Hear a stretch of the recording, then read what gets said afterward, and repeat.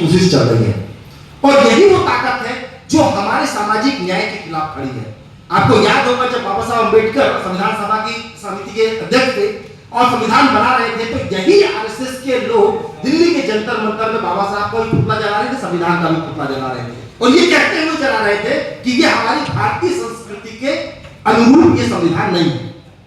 तो ये समझना चाहिए कि संविधान को कब जला रहे थे, आज उस संविधान को ये बदलना चाह रहे हैं जिसमें पिछड़ों के अधिकार की भी बात है, दलितों के अधिकार की बात है, अल्पसंख्यकों के अधिकार की बात है, महिलाओं के अधिकार की बात है।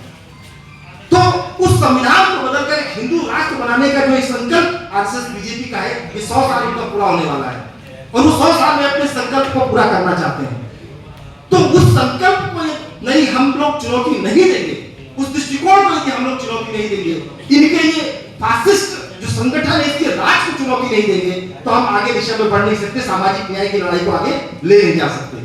आज जो इस देश का ढांचा है, उसका जो सैद्धांतिक आधार है, जो उसका मूल आधार है, वो मनुस्मृति है। मनुस्मृति पर टिका हुआ समाज है।